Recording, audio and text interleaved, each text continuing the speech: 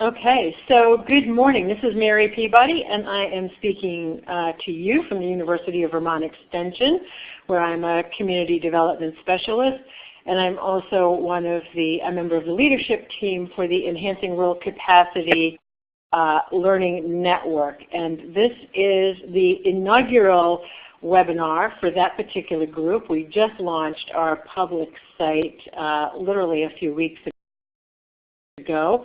And so we're very excited about that. And we are also sort of slowly merging with the University of Vermont Building Capacity Program, which I know that a number of you have participated in events in the past. So we are turning those both, moving and slowly migrating everything under one umbrella. I'll say a little bit more about this at the end, but if you haven't already done so and you'd like to join our learning network, we would welcome you with open arms. I see that Heidi Muyeso-Kunzman from Cornell is on with us today, and she is another one of the co-leaders, and I know that we both would be thrilled to have your expertise in our learning network. It is not only for extension specialists, it is for anybody who works in the field of rural community capacity building, and we would welcome your skills and abilities and gifts at any time. The session is going to be recorded. I remembered to hit the button. That's usually my biggest challenge. It will be archived on our website, which you see there, and I will try my best to, if you type your name and your email address into the chat box at some point in time, if you're not a member of our learning network yet, I will send you an email and let you know where you can find that recording. Feel free at any time during the presentation to type in questions and comments at the chat box. I'll be monitoring that. As I said earlier, we will try to activate people's microphones. If you have a headset and want to ask a question, just please raise your hand, because I've got it limited to 3 mics on at a time, so I'll need to sort of turn people on and off so that to limit the background static and noise on the line. We are going to be using the polling feature, and I know that we use a lot of these different platforms, so I just want to remind you that the polling feature you will find under the participant list. If you look at the left nav bar in the middle box where it says participants, you will see 4 little boxes. One is a smiley face. There's another one with a person and a clock in it. That's where you raise your hand, the one with the hand. And then the last one has a little A in a box. That's actually a drop-down menu, and that is where you vote in the polls. So feel free to go ahead and check that out, and we'll have a poll for you in a few minutes once Kat gets started. At the end of the session, I've got a few quick evaluative questions that we'll again use the polling feature on, and I'll tell you a little bit more about what's going on for the near future anyway. So, but without further ado, I want to invite my friend and colleague, Kat Morgan, who is this morning's presenter, to take over. Kat is coming to us from her relatively new home in South Carolina. She used to be here in Vermont, and we miss her very much, but through the magic of social media, I get to stay in pretty close touch with her. So, Kat, I'm going to turn it over to you. Great. Can everybody hear me? Or at least I should say, can you hear me? And if anybody can hear me, give a thumbs up so that we know. I'm going to try to turn on my video and see if that'll work too. If you're able to hear, just give a thumbs up so that we know that my voice is coming through loud and clear. Okay, I see a couple people. I'm going to assume that means that it at least is enabled, so that's a good thing. So welcome everybody. I'm excited to be with you this morning. I, as Mary said, no longer live in Vermont, but my heart is still there. I'm in the deep south, and it's a culture shock. So one of the things that I've become even more passionate about since moving down here is how to make sure that folks are included in the processes that we want to be included in the most effective ways. And what I'm going to be talking with and asking for your input on and your reactions to throughout the next 55 minutes or so is how to facilitate meetings that are inclusive, particularly of introverts. But essentially, if we're inclusive of introverts as facilitators, we're creating better meetings for everyone. So if anybody gives you any pushback about why should you focus on just including one part of the workforce, one part of the population you're working with? The processes I'm going to talk about make for better meetings for everyone. They create better outcomes in meetings, and a lot of them are research-based, so there's also that.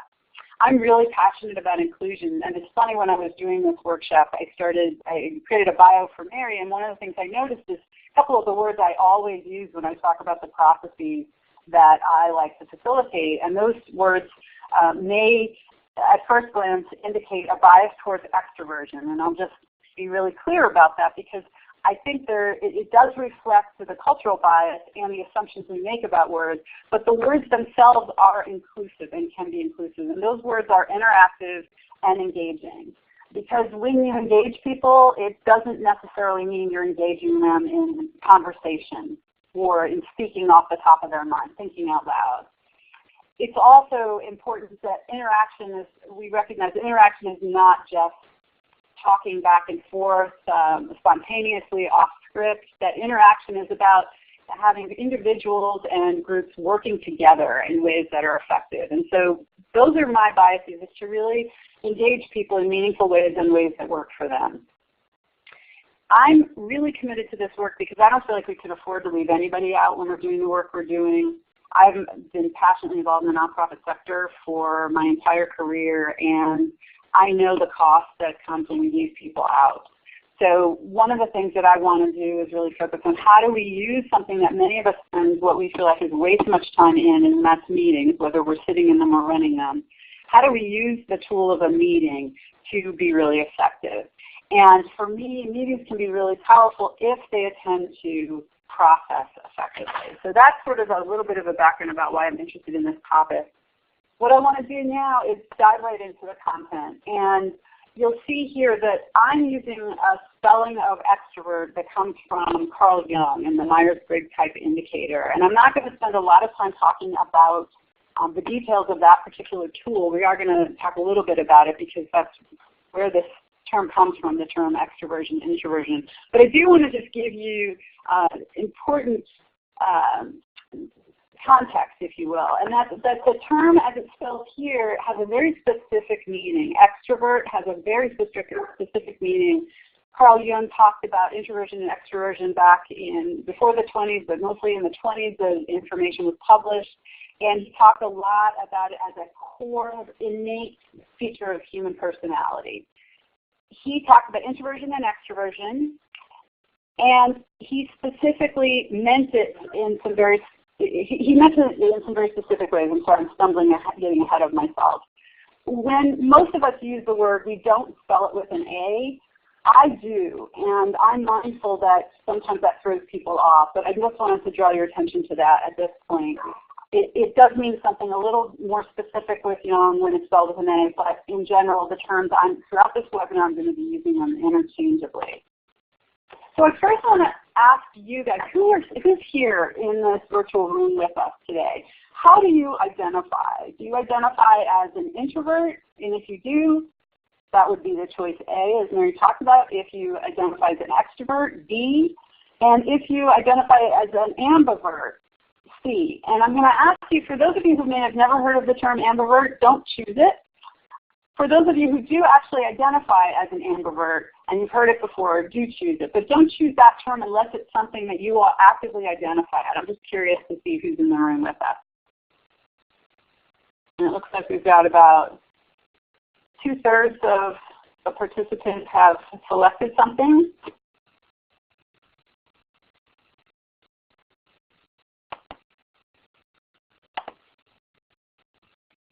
And I'm going to say we should close it.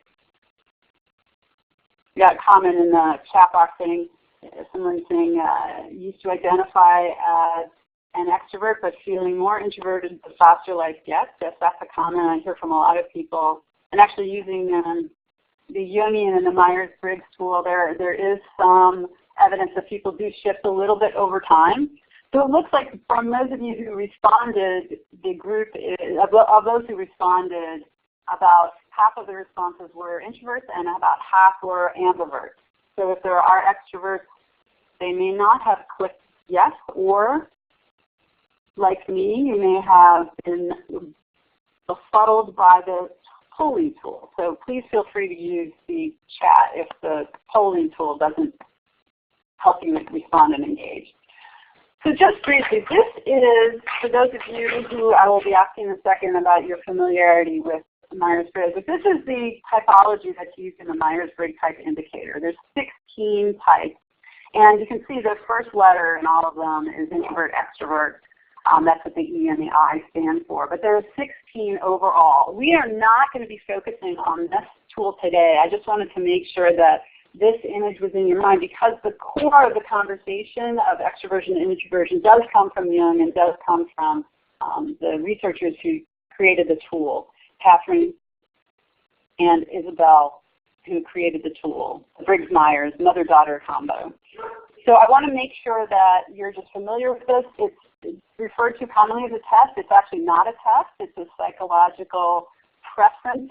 It's an indicator. It's about preferences. So I want to ask, just so I know, again, what your familiarity is, but what is your experience with the Myers-Briggs type indicator? And so, again, we're going to do a poll here. If you've been trained to use it with other people, select A. If you've taken it and used the results yourself personally, whether it's at work or in your personal life, it's B. If you've taken it but you don't use the results, often that means you don't even remember the results. That would be C. If you've heard of it, D, and if you've never heard of it or you don't use it at all, that would be E.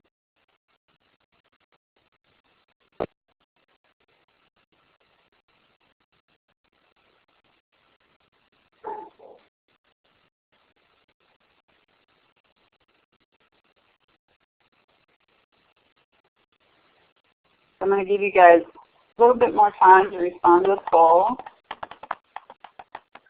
So a couple people are saying that they clicked it but it didn't work. So we have at least one person on the call who's used it with others, trained to use it with others, and then it looks like more of you are in the boat of having taken it and you used the results, and then a couple of you have said that you've taken it but you don't use the results. So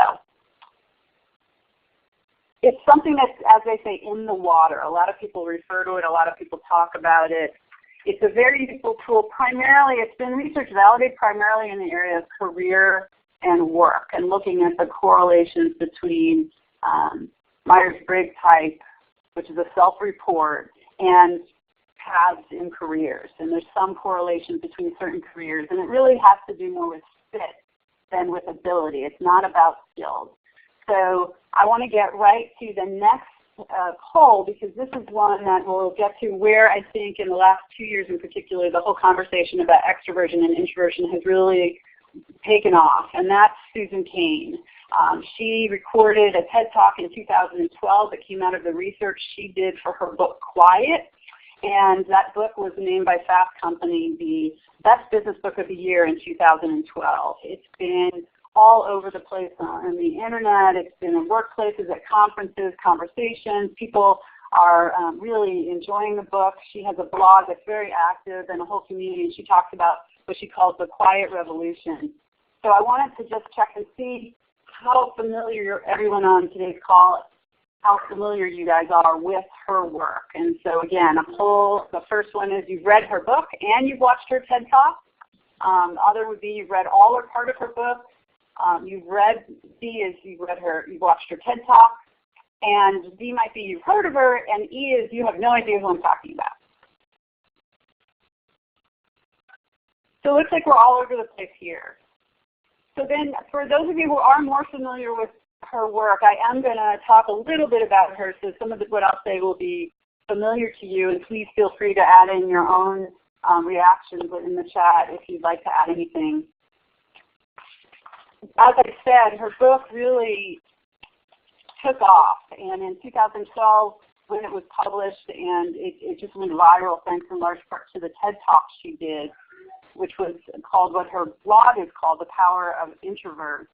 And there were a lot of different reactions, but overwhelmingly people found it to be really helpful, insightful for a lot of the introverts I've personally talked to who read the book. They felt like it was a completely validating experience to both read the book or hear her TED Talk, or just to see how popular it was becoming, because they felt like it validated their experience, it shed light on dynamics that are common in the workplace. And one of the things she does more than anything else, I think, is really highlight the value and the benefit and the power of introversion, the strengths and the qualities and the practices that introverts can bring, and how we can facilitate workplaces and learning experiences and interpersonal reactions and interpersonal relationships to be more inclusive. There are people who really love the book because she does draw on research.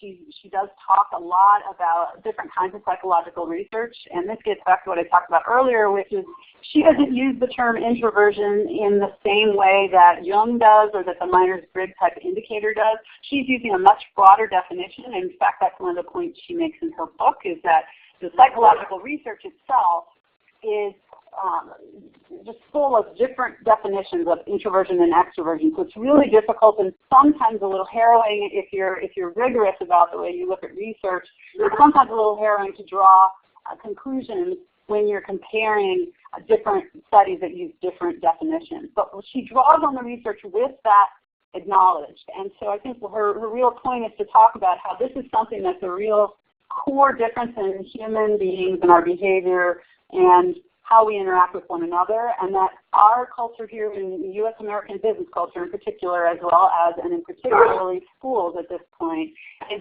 heavily biased towards and privileged towards extroversion. And so that message was received really, really favorably by many.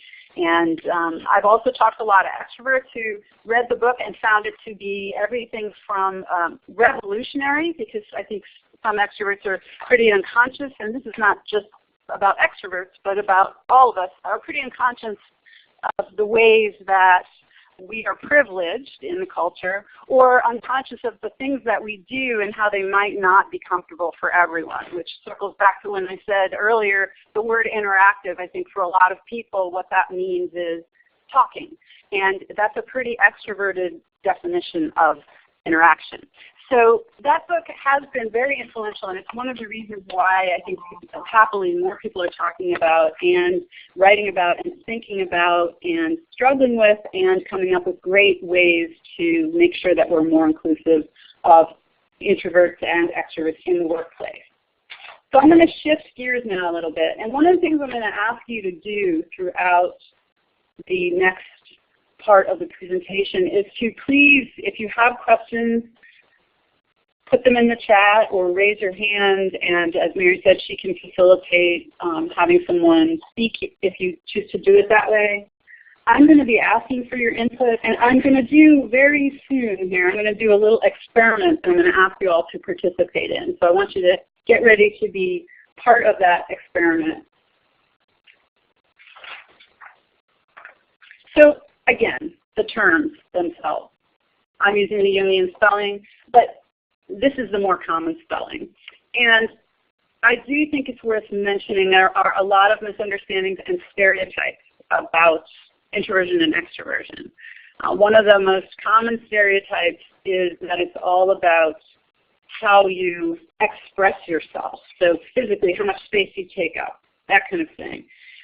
There are patterns in the research around extroversion and introversion that extroverts tend to like to think out loud, so there is a volume factor there, and that introverts tend to like to think and then speak as opposed to thinking out loud. But one of the things that I really like about this particular Facebook meme is that it's playing with one of the stereotypes that a lot of times when people are asked to, in these very scientific polls, to identify are dogs introverts or extroverts, are cats introverts or extroverts, they will identify cats as the introverts because they are, quote, aloof. And they will identify dogs as extroverts because they are in your face. And that's where those are the stereotypes. The key stereotype that's associated in a negative way with introversion is that introverts are shy or introverts are cold. There is no correlation between introversion, extroversion, and shyness or social skills. Extroverts aren't naturally socially graceful. Introverts are not naturally shy. There are, of course, shy extroverts and shy introverts, just as there are socially graceful introverts and socially awkward extroverts. So I think it's important to just keep in mind that because these terms are used so frequently and commonly, and there are stereotypes that we should be careful before we make assumptions about someone, or what assumptions we jump to when we learn what someone's identity is. The core question that Jung put at the heart of this conversation is, where does your energy come from? And so I'm just curious to hear from you, and if you'd put it in the chat, where your energy comes from. What do you do to recharge?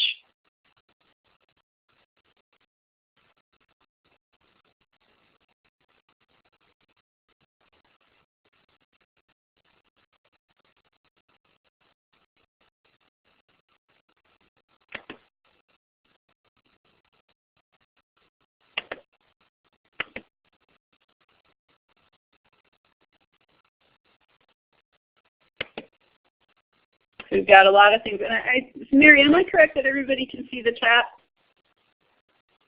Yes. Okay, great. That's what I thought. This is one of the reasons why I love this platform. I don't know how many of you also use other platforms that don't allow you to see the chat if you're a participant, but I prefer the kind, this is what I mean by engaging and interactive, I prefer the kind where people can see one another's words, but it doesn't always have to be mediated through the facilitator. But yeah, so I'm seeing a lot of time, downtime, solitary time, gardening, reflecting, processing. Been seeing some other things like getting out, chatting with a friend, those kinds of things. And one of the things that's, for me, really important is that this in and of itself, the answer to this question in and of itself doesn't tell you whether you are an introvert or an extrovert, but it is somewhat related. And for some, this is the question they will ask themselves to determine if they're having trouble figuring out whether they feel like they're an introvert or an extrovert. For Jung, this is the question that defines extroversion or introversion. So for Jung, extroverts get their energy from the external world, from other people, from engaging with the outside world, going out into the community and doing things and being very active, particularly with other people. And for introverts, that is draining. That is the opposite of energizing. Energy does not come from those kinds of activities. For introverts, generally, those kinds of activities take energy but do not give energy back. And so when you're an extrovert and you're doing the kinds of things that an introvert does to energize, you will probably find yourself de-energized and vice versa. And so this is the core question for Jung. And this is where one of the challenges is when you're looking at, for example, scheduling a meeting. If you want a meeting to be energizing, if your assumption is, well, everybody's energized by talking, then you're going to have a lot of sessions where you talk and talk and talk. But for introverts, that may be anything but energizing. That may be completely draining. And in fact, you'll talk to someone after a meeting, and then we'll leave the meeting with a variety of different reactions, often having to do with how much energy being in that meeting and participating in that meeting took them or gave to them. And so that's a really critical thing to think about as a facilitator, that it's not just about expressiveness or talkativeness. It's not about being engaging in conversation or not. It's also about, where does your energy come from? So are you going to get rejuvenated by a meeting, or are you going to be depleted by a meeting? And there are things we can do to manage that. And the last thing I'm going to talk about that's more general about extroversion, introversion, is this question, which is often asked in the more social way to help people decide whether you're an introvert or you're an extrovert. And this is one of those shorthands in a lot of the Myers-Briggs trainings. They will have you say, okay, so what's your idea of a perfect weekend? And so I'm curious to hear, for all of you, many of you wrote some of the things that might be part of your perfect weekend down when you were answering these questions.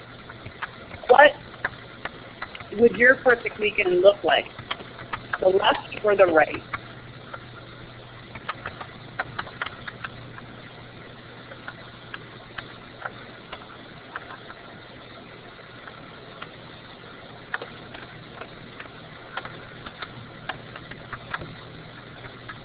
It's almost unanimous.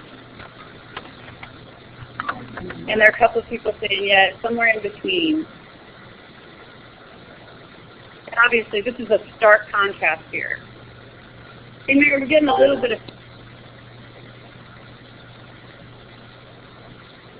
obviously these images are starkly contrasting. I did that on purpose, in part because these are the very things that come to mind often when you identify. And so I think the challenge for us as facilitators is to try to remember that meetings typically don't look like the left or the right. Meetings are somewhere in between.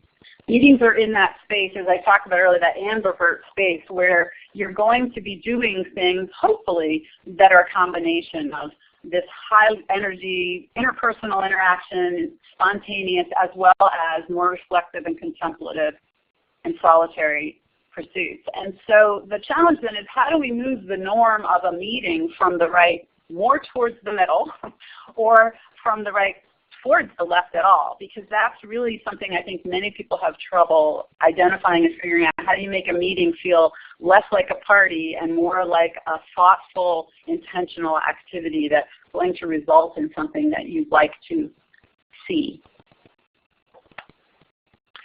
Briefly, I'm not going to spend a lot of time on this, but I do want to draw your attention to it. Even for folks who are very familiar with the Myers-Briggs type indicator, the subscales are where the action lies, in my opinion, when it comes to really understanding extroversion and introversion and really helping us as facilitators figure out how to tap the energy of introverts and extroverts in meetings. These subscales there are subscales for all of the parts of the Myers-Briggs, and these subscales are the ones that are identified for extroversion and introversion. And you'll see there's 5 categories under each. There is initiating, receiving, expressive, contained.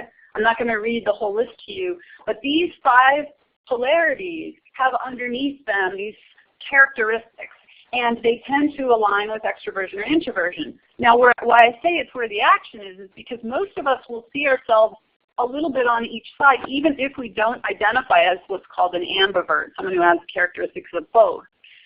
What I've done is really try to focus on, well, how do we make sure that we're facilitating engagement in meetings that speaks to people who like to listen and speak, as well as people who like to read and write. Those are things under participative and reflective.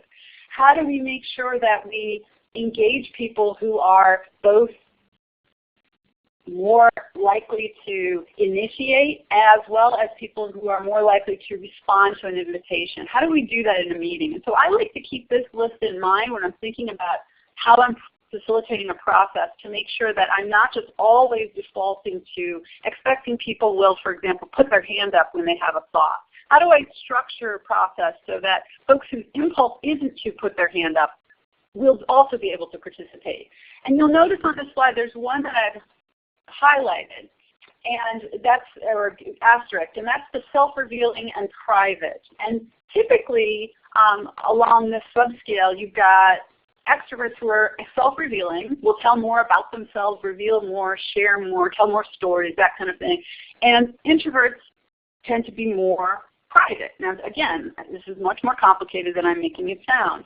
What's been interesting is there's increasing research that in online spaces, so when you have the opportunity to share input electronically, when you have chat rooms, when you have blogs, when you have comment boards, when you have social media, any place where people are able to post comments but not in a face-to-face interaction, so online, what there's some research indicating is that introverts will actually be more self-revealing at times than extroverts. And there's a lot of theories about why that is, but it is a finding that I've seen replicated and cited in more than one instance. And so it's something I think we need to start thinking about, is how do these things show up differently when we're in a virtual team, virtual meeting, versus when we're face-to-face? Because I think that research is starting to show us that some of these things are going to be different when we're looking at an electronic or virtual setting as opposed to a face-to-face setting.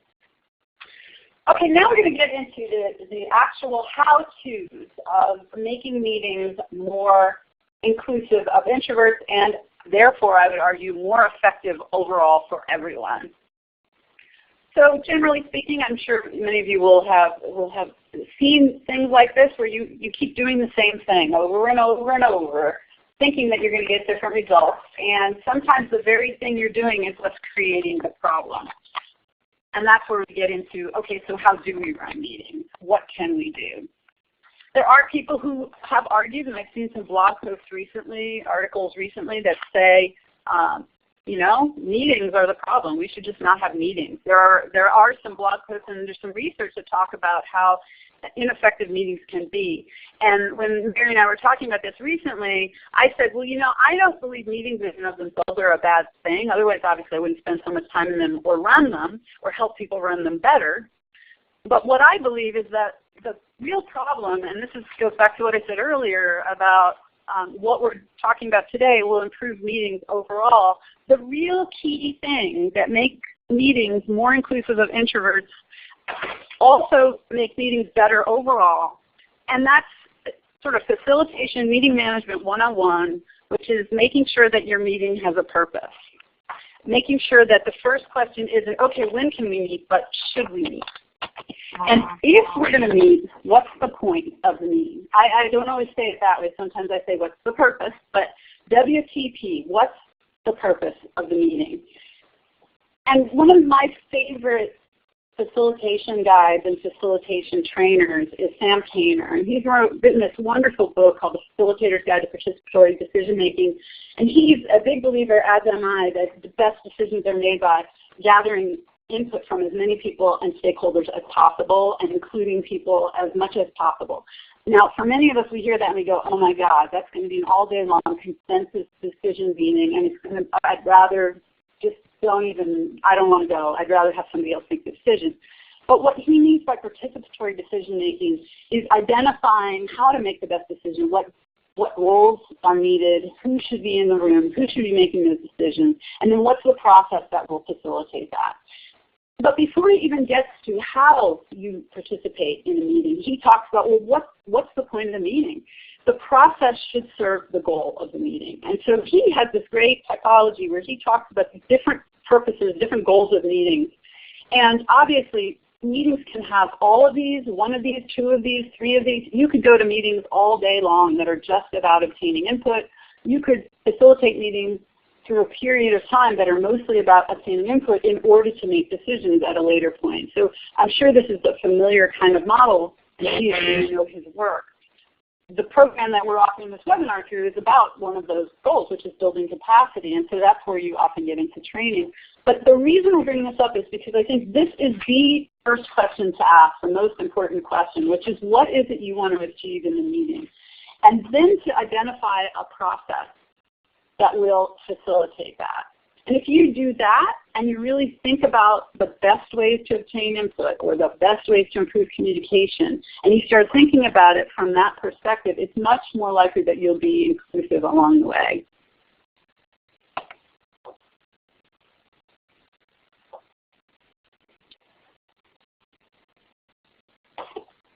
I said we were going to do an experiment, and this is where it begins. One of the most important things that doesn't happen in meetings is silence. When you're in a conference call meeting or a webinar and there's a pause, often the first thought is, oh, my phone line went dead, or there's dead air, or there's a technical problem. And you've all been in meetings where someone has asked for input and waited all of what? 1 second? And then as soon as nobody said anything, they've made a comment about, well, speak up. Or they've said, well, come on now, I really want to hear what you say. Or if they're completely uncomfortable with the silence, they might start calling on people. So what I want to do is experiment with all of you, trying as facilitators as well as participants, holding a silence, holding a pause.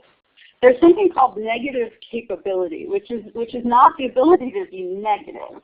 It's a phrase that comes from Keats, and it's used mostly to talk about the ability to not act, the ability to not jump in, the ability to think before you speak, before you act.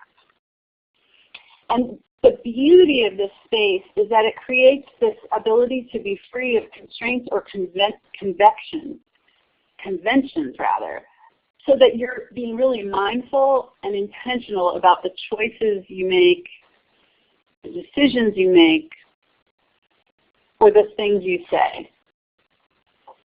And it's the time you need to gather your thoughts before you speak. So I would argue that silence is perhaps one of the most underutilized tools that a facilitator has.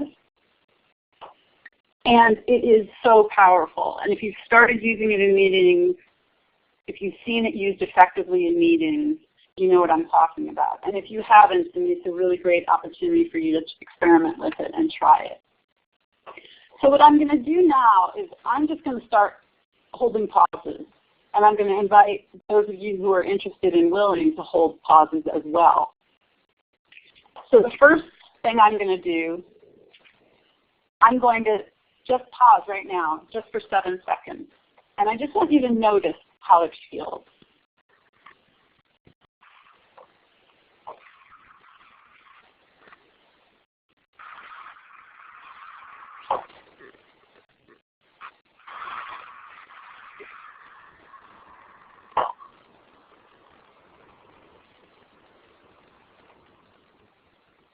So that was much more than 7 seconds.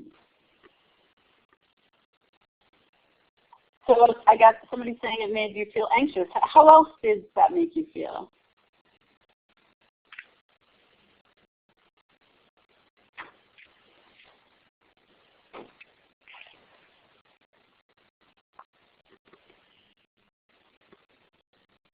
Yeah.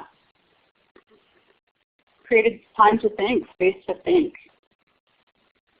I think Karen's making a really good point here. She says, I felt good because you told me the duration. And I think that's one of the things that often will happen when someone poses an open-ended question and isn't sure if there's going to be an answer. It can be uncomfortable for them if they're worrying that they want an answer or that the lack of an answer will be misinterpreted. So sometimes putting boundaries, and this is something we'll talk about in a few minutes here, talking about putting boundaries around time is really, really important.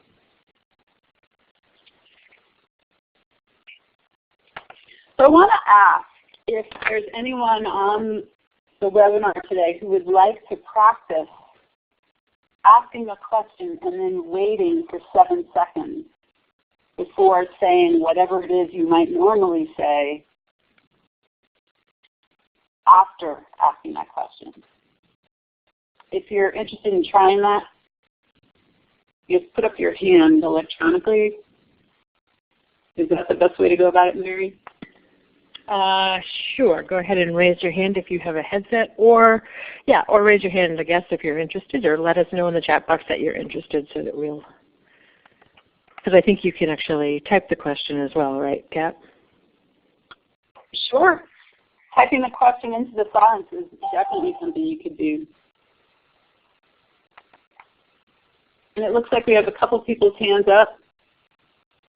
So Irene and Hannah.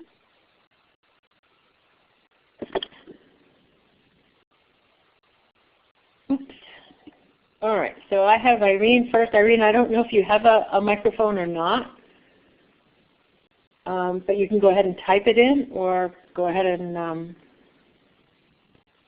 see if we can hear you.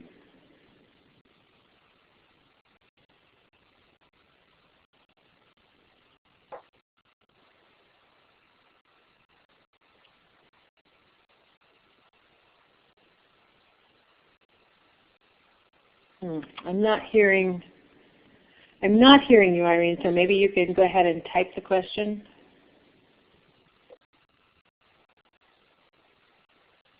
Thanks, Irene. Okay, Hannah. If you want to speak, go for it. Otherwise, write the question. And she says no mic, so she's going to type. Okay, so that's perfectly fine. And I will keep track of 7 seconds once your question hits. And just everyone pay attention to that amount of time, that silence.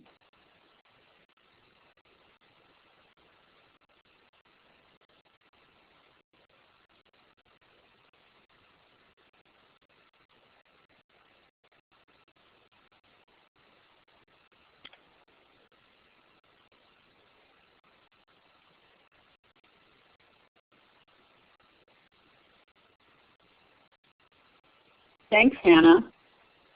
So the question that Hannah typed was, what experiences do you have with effective counseling? And I think she's typing more. And she said that was long. Yeah.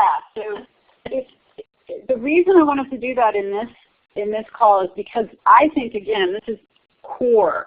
And I don't think even those of us who are really comfortable with silence, maybe we have a meditation practice, maybe we're very quiet ourselves, maybe we love it when someone gives us that much time to answer a question, we don't get to practice this.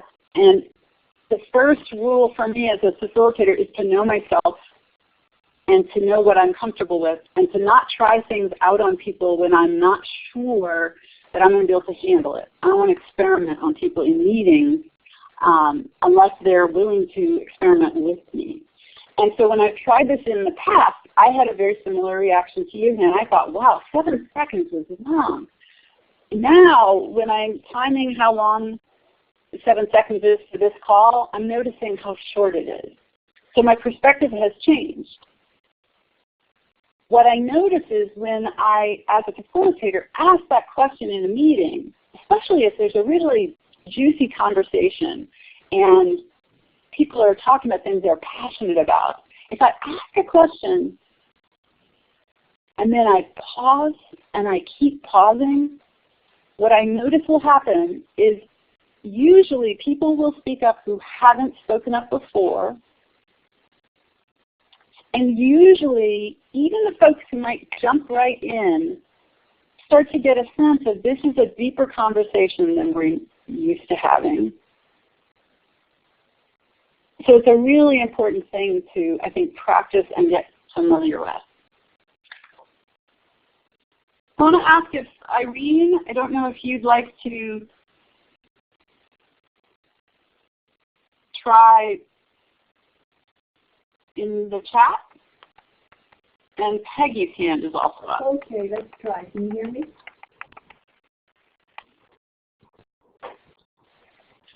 This is Irene. I can sort of hear you. Is that Irene? Can you speak up a little bit? Turn this thing up. That's better. Now can you hear me? Yes. Okay. Now my mind went blank. Okay. When you're dealing with people who are slow to respond, does the longer pause help?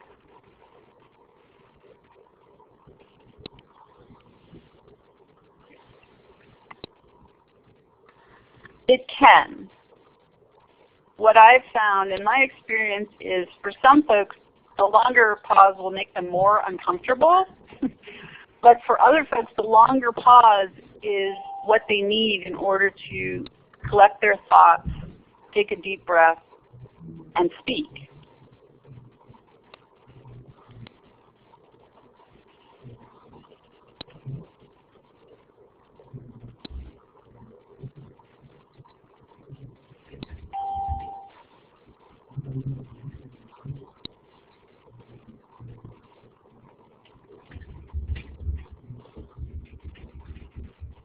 And I just want everybody to pay attention to what's going on when you're hearing silence.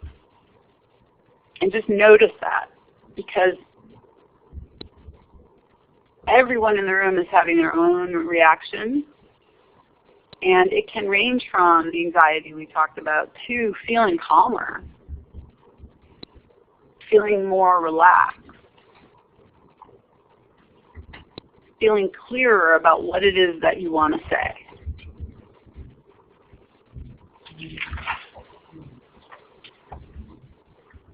So I'm going to shift gears now and just go through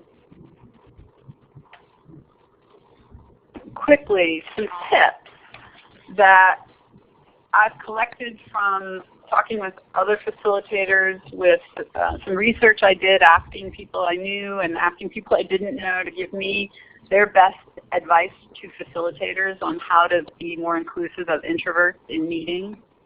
But I'm going to start with this news story, which some of you may have seen in February. This is on the right. It's Representative Tim Ryan from Ohio, and he does meditation sessions, mindfulness meditation sessions in Congress. And it's incredibly, I think, exciting, because what he's doing is he's recognizing the need for that space to think when you're dealing with some of the most difficult, contentious challenges and problems, most complicated issues, to carve out some space and time to reflect so that the actions and thoughts and words are clearer and more effective. There's some great research out there on mindfulness and the effects it has, everything from emotional and mental health effects to cognitive improvement. But there's a recent study that came out that talked about mindfulness actually helps individuals make better decisions, in particular because the sunk cost bias, that idea that, well, we've already spent so much time, energy, whatever on this, therefore we have to keep going. It actually, when you do mindfulness practices, that sunk cost bias is diminished, and so it helps people make better decisions. So I just wanted to just say this is something I think is worth looking at and paying attention to. Mary's asking the question if 7 seconds feels longer when you're in an environment like this without body language and visual cues. I always assume that to be the case myself. I don't know if there is any research out there on that, because I love research. But I know that that's one of the challenges about doing virtual space for some, is that if the cues we look for are those auditory visual cues, and as humans those are cues we look for, the absence of those cues means silence might be have more meaning because we have nothing to filter it through. So I would assume it could feel longer. I think for some it might feel shorter because it's less cluttered. When you're sitting in a room silent with people, there's a lot of other stimuli. So it may be that it feels shorter because you don't get to taste it as much and really see how delicious it can be. So really quickly, just one thing I do want to comment on is the cultural norm in U.S. American business and education right now is all about extroversion, team learning, talking, interacting, doing things in groups. There are some intercultural communication models that talk about different communication styles, some of which involve simultaneous talking or cooperative overlapping, it's called, and those are cultural norms as opposed to business and school culture norms. And so there are some folks for whom it's not so much a personality preference as it is their cultural communication style. And so it's important to recognize that just there are cultures that some of us come from where the norm is to behave a certain way, whether it's more quiet and reflective or more interactive in a verbal way. So it's just important to recognize that that complicates all of this too. If you're an introvert from an extroverted culture or an extrovert from an introverted culture, you may have developed some skills for operating outside your comfort zone simply by virtue of the culture you find yourself in. So I think that's important to keep in mind, because when you're facilitating a group, it's good to know the culture of the group and know, is this a very extroverted group, in which case you may have to work harder as a facilitator to create space for the introverts who are going to be there. Just as if you're in a very introverted culture, it may be that your challenge is on the other end, to get people to interact verbally more. That typically isn't what I hear people say is the problem.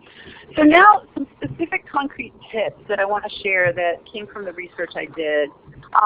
First of all, and these are all things that as good facilitators you're probably already doing, but keep the question of how do I include introverts in mind when you approach these things. First is the group guidelines. When I asked introverts, how do you feel most included in meetings, one of the things that most of them said, and this isn't a scientific study, it was a survey I did, people I know and don't know, but the input I got was really useful. And the input was set guidelines that people shouldn't be able to interrupt one another. And then as a facilitator, it's your job to help make sure the guidelines are monitored, but make sure the group owns them. Help the group members keep each other from talking over one another. So the group guidelines could also include things like each of us will only speak twice on a topic, and that way we give more airtime to others. That was a comment that a couple of introverts made, that when you make sure to solicit the impact the input of folks who haven't spoken. And one way to do that is by minimizing the amount of time someone can speak on a topic. It really helps equalize the airtime. The whole issue of raising your hand in a meeting is really fraught for both facilitators as well as for introverts, and that's because typically, and there's studies on this, that the first people who will put up their hand and speak are going to be extroverts, and often leadership is ascribed to people who speak up first. And people are seen as more intelligent. There's some studies that Susan Cain talked about where she talked about this idea that if you're a person who's speaking up all the time, you're going to be perceived as a leader, even if what you're saying isn't necessarily insightful, innovative, helpful, productive, etc.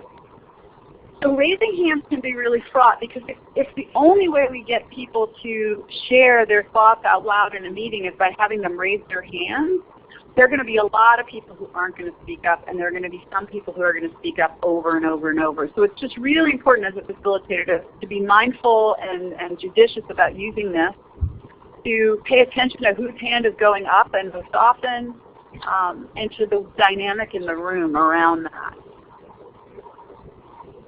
One suggestion that a lot of people made, and I've seen it used really effectively in groups, is using talking objects. Sometimes it's the microphone, sometimes it's an object the group brings, sometimes it's a podium, for example. Having a place or an object that is held by the speaker, and that until the speaker is done talking, no one else is to speak. I've seen this done incredibly effectively, and what I've seen done with this is having people take turns passing it from one to another. I've seen it done where people will take it out of the center of the room and hold it when they speak, and then put it back in the center of the room when they're done. I've seen it used when you're doing a check-in at the beginning of a meeting or a check-out at the end of the meeting where it gets passed from one person to the next to the next. I've heard people say this is a really helpful tool. It doesn't necessarily fit in all cultures, all organizational cultures, or all meeting styles, but it can be really powerful, and I've heard people say they've really appreciated it. This next tip is one that, again, there's tons of research that validates the power of having people write, whether it's 2 minutes of writing once a day on a problem they're struggling with. They feel better, they come up with better solutions, that kind of thing. But it's also the case that when you ask for people's input or thoughts, giving them the time in the meeting to write those things down first can be an incredibly powerful way to equalize the talking field, if you will, to make sure that the thoughts of everyone in the room can be included in the discussion. We encourage this in a lot of meetings. People are supposed to be taking notes. There's supposed to be a note taker. You know, there's a sort of a norm already that writing in meetings, whether it's on a tablet, although in some organizations people think you're texting if you're on a tablet, or it's with your pen. And so this is something that for some organizations is easier to embrace than a talking object because it's already something in the room. And I would encourage, particularly when you're going to brainstorm, and I'll talk about that briefly in a second, to use writing as whenever you can to initiate conversation. Whenever you ask a question, just ask everyone to take a minute to write their first thoughts down. And then when the conversation starts, at least a minute has been given to the thought behind what people will say. Really is powerful. Other ways to use this are to have people put their comments on index cards and pass them to the center so they don't even have to read their own thoughts themselves or share them out loud themselves if they don't want. Using stickies, putting things on stickies, putting them on the wall, all of those kinds of exercises that facilitators do when you're generating ideas or making decisions that involve writing and sharing, all of those kinds of things we can heighten to really include introverts more. Now, brainstorming, I know many of you, and particularly those of you who've read, there was a New Yorker article that came out, it's been about a couple years by now, that Jonah Lehrer wrote about the myths of brainstorming. And the book that put brainstorming on the map was published in 1948. And it wasn't empirically tested until 10 years later in 1958. And the research indicated that the way we traditionally do brainstorming, still do it, doesn't work. So I did even do a slide with text on this one because I think it's so important. It's such a hard habit to break. But what the research indicates is that if you just open up the floor in a brainstorming session and say, okay, what are your ideas? You don't get as many ideas and you don't get as good ideas. If you ask people to reflect first, so this is where that writing comes in, and to jot down their thoughts, their individual ideas, and then share them with the group, you'll end up with better ideas and more ideas. And then the last thing with brainstorming that I found really fascinating is, the old way of doing brainstorming is, just, anything goes, suspend judgment, don't critique. And actually what's been found is that if you critique and debate, question the ideas, you end up with a more innovative idea. If you're unquestioning of ideas, it ends up being more iterative. That is, you end up with variations on a theme instead of things where people are able to have an actual conversation where they're expanding the options. So brainstorming needs to happen. Yes, it's a great way to generate ideas as long as we're doing it in a way that actually generates ideas. And writing and silence is a really powerful way to do that. One question I want to ask, I always encourage people to do small groups, but my question to all of you is this a small group?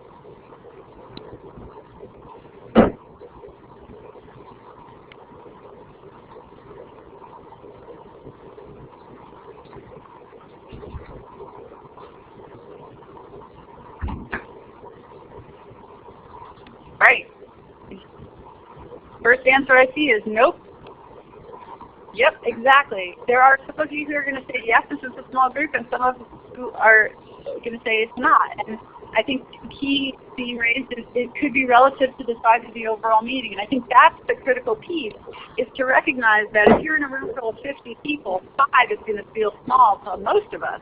However, 5 might not feel small enough to feel like you have the time to speak if you prefer a much more intimate interaction when you're speaking. And so when I talk about using small groups, I now tend to think of a small group as 5, and to me a small group doesn't necessarily include introverts enough. Because a dyad or a triad, from the research I did, from the input I got, dyads and triads tend to be more comfortable, they give more airtime to more people. And one of the introverts I asked about this said, if you're going to divide us up into 2s and 3s, then that's awesome. I just don't want to have to speak on behalf of my 2 or my 3. I don't want to have to speak. I want to have the choice about whether I'm going to be the reporter for my group. And that's something that I think is really important to keep in mind as well when you're talking about how you use small groups and smaller conversations as a way to include introverts, is to keep in mind that not everybody's going to want to report out, but generally all of us want to be able to give input. And since there are lots of ways of giving input short of reporting, that in mind. One great piece of advice, which again I think is a meeting management excellence 101, is to distribute materials in advance, as many as possible. So distribute the agenda, distribute the purpose of the meeting, the schedule of the meeting, everything that you can distribute in advance. And similarly, make sure that you give people the opportunity to respond afterwards so that they get a chance to reflect on what they've heard in the meeting. I talked already a little bit about structured time. This is both giving everybody the same amount of time, telling them in advance that you're going to be asking each person that people can prepare, keeping focus. So again, making sure that the focus of the topic is the meeting work, and that if you have people going off topic, you keep a parking lot or a bike rack and you direct people to that for future meetings. That if you're revisiting a topic, you comment on that as a facilitator. The more you do that, the more inclusive you will be. I heard from several introverts that one of the things that drives them the craziest is when they feel like someone is speaking just to hear themselves speak and they're saying what's already been said. So whatever you can do as a facilitator to keep that from happening, it's better for everyone. And then again, after hours, this is making sure that folks are allowed to give their input after the meeting when they've had their best thoughts 2 days later or in the shower after the meeting. And then finally, the opting in, opting out idea is making sure people have the choice of path if they don't want to speak, and that whenever you give them that chance, you make sure they know that they can choose to speak or not to speak. But you've got to make sure that that's something everyone understands, that you're not pressuring people to speak up. Here in the South, I frequently will go to meetings where someone will say good morning, and everyone will say back audibly, good morning. And usually the next thing the speaker says is, I can't hear you, or come on, you can do better than that. And so the initial message they're giving the group is, you need to be loud and you need to be speaking up. And it's not necessarily the message they intend to send, but I've heard a lot of people say it makes me feel like I have to brace myself for the onslaught. And so what we want to do is make sure we create spaces for people to participate as they're comfortable and willing. I'm not going to spend any more time. We're over, I see, and I want to make sure that, as Mary said, we honor the time, so my apologies for that. But I did want to just refer back to one thing that was said earlier. It's a little different when you're doing it in audio and conference calls and virtual environments, because you're going to have tools that you wouldn't normally have. You're also going to not have tools you would normally have. And so it's important to start thinking about how do you make the experience of a conference call or a virtual meeting more inclusive of introverts. And this is where chat can be really powerful, and that's part of the reason why I really love it. It's also really great to be able to provide people the opportunity to raise their hand and speak and be called on, which sometimes can work and sometimes can't. And it's the things we're doing in this meeting. But it's also something that I think a lot of people find really challenging, because as you said, Mary, silence can be interpreted differently when you're in a virtual environment and you're online than when you're in face-to-face environments. And I see there's a question in the chat box about the intercultural. So what I'll do, I'll follow up with a couple sources about the intercultural communication. There's some links to some of the things I've referenced that I will share with Mary to share with the group. And I believe she's going to put up a slide with my contact information.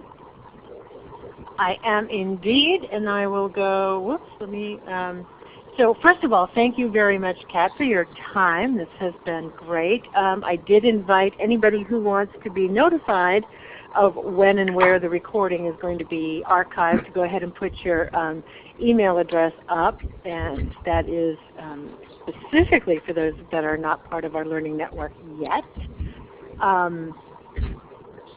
So we have as I said earlier when I was just starting, we are slowly merging the University of Vermont Building Capacity Project with our brand new E-Extension Learning Network on enhancing rural capacity. So we're slowly going to be migrating some materials over, and many of you know Ellen Rowe, and she has been the leader of our webinar project here at UVM. And when she returns from her much-deserved sabbatical this summer, she and I will be sitting down to figure out how to proceed on that migration. But I can tell you that the Enhancing Rural Capacity group has committed to a new webinar series that will be starting in July. So if you have ideas or topics or for presenters, please contact us. And Heidi, if you're still on, if you could type your email into the chat box, and you're also welcome to email us at capacity@uvm.edu. You can like us on Facebook, you can follow us on Twitter, you can go to our website, and there will be more opportunities for you. So I do want to sort of respect everybody's time, and I know that we're a little bit over, so thank you very much for your patience and your time today. I hope that this was useful for you, and I see Kat is typing in resources, so we're not going to shut anything down for a few minutes, but this was great fun for me. I have been wanting to do this webinar for a very long time now as a lifelong introvert and as a shy person, which we didn't cover today, but which is a very different animal. And I can't think of anybody better to lead this discussion than Kat. So Kat, thank you again for your time today. Thank you. It was a pleasure, and I have to say I found it incredibly resource-rich learning process, and really valued and appreciated the invitation and the opportunity, and look forward to connecting with folks in the future who are interested. Super. So I will look forward to seeing all of you again, and I will disconnect the audio, but I will leave the chat box live for a few more minutes in case anybody wants to type in any final comments or an email address. So thank you all, and enjoy the rest of your day.